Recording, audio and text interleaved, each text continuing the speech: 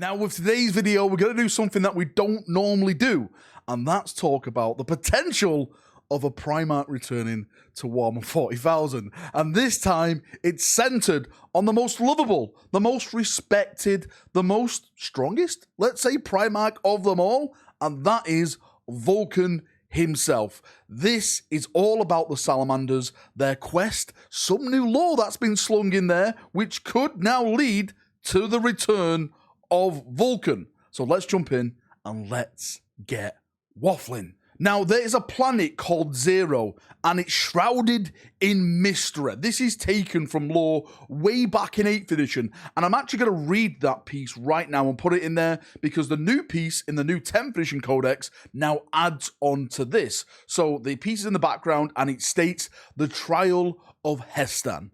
With the opening of the Great Rift and the sundering of the Imperium, it appears that Vulkan Hestan's effort to gather the legacies of his Primarch must surely be doomed to failure. But the Forge Father is underrated. Rather, he asserts that the increased difficulty of this task is a sure indication that he is nearing his goal, and that the Primarch merely wishes his sons tested and tempered to the fullest before he will rejoin them in battle.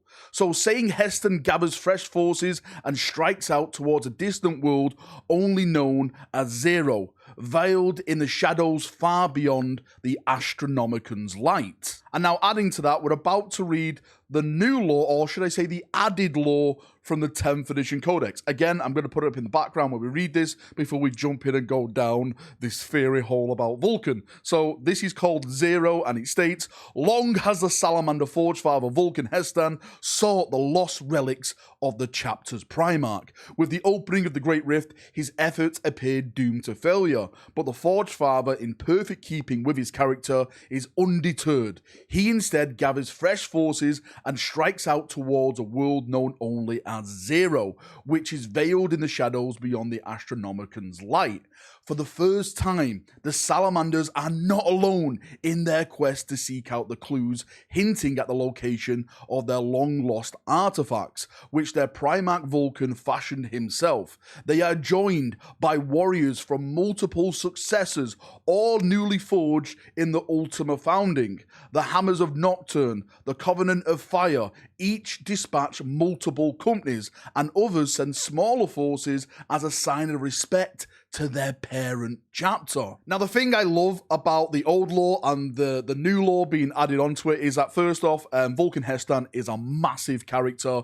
He's probably one of the most respected space marines in the galaxy, you know, bar Dante and Calgar and stuff like that. He is a noble person when it comes to protecting the Imperium and the citizens of the Imperium. And of course, he's still on that quest. He's looking for that relic. By the way, the relic is supposed to be the Unbound Flame, but it doesn't state that in the 8th edition codex or the 10th edition codex, but it is mentioned on the wiki page. I don't know where they've got that from, but it just says that. I don't know which relic is actually on there. But the really, really interesting thing about this all is the planet Zero itself. It states multiple times that this is a planet like veiled in darkness, and it's outside the Astronomican's light. Now, I don't know about you, but if this was me and I wanted to, I don't know, disappear into the shadows, if I wanted to just go away and just not be a part of anything, I would go to a planet where literally the Emperor's gaze could not fall upon me, to hide in the veiled shadow, as it says, to remain hidden, to be that secret in the darkness. What if it's not the artifact itself that is hid on the planet Zero?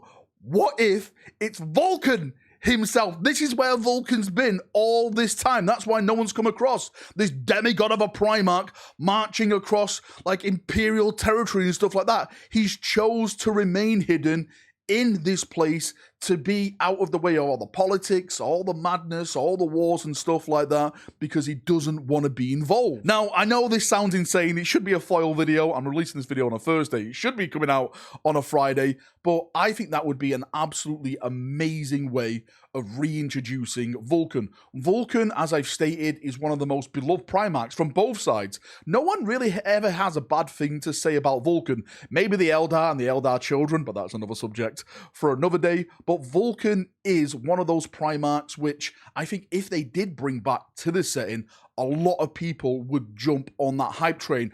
I myself, lately, especially seeing like the new Prior Nexus animation and stuff like that, really want to do a Salamander army with Sakan doing what he did, protecting the civilians, reading more lore about the Salamanders. They are one of the coolest Space Marine chapters out there. And I think if Games Workshop want to put out a Primarch that has a lot of appeal to everyone in the hobby, right? I think Vulkan is that Primarch that could do really, really well in sales, because let's face it, as I always say, with all these Primarchs coming back, the main thing of them coming back, it's connected to money, because Primarchs, cash, free real estate for GW. It's literally free real estate. Every time they release a Primarch, it's their best-selling model. And then with the lore and adding Vulkan to the current storyline, I think that could be a major thing as well, because the last time we saw Vulkan was in the Beast Arises series, and Vulkan in that series came across as a very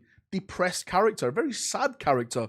All his brothers at that point had basically gone away. It was only Vulkan left. The Imperium had become a shadow of what it was supposed to be. The Imperial truth had died. He only really come back to trying to save the civilians and stuff like that. But to see Vulkan now come back in the current setting, and then Vulkan learns that Guilliman has returned. Guilliman's leading these crusades. He's trying to save humanity. The Lion has returned as well. His brothers are coming back. Maybe this is the time. Maybe that's what gives him the inspiration to don his armor again, to pick up his huge hammer and march from the shadows with his sons and light the galaxy anew with the flame that the Emperor gave him. And by the way, just before we end the video, how amazing is it that the Salamanders and their successor chapters are coming together and forming their little mini last wall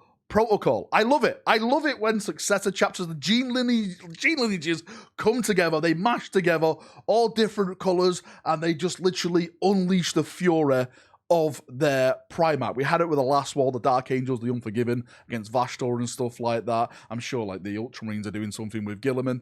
The Blood Angels had the devastation of Baal, and now the Salamanders are getting their chance. What can we call the Salamander one?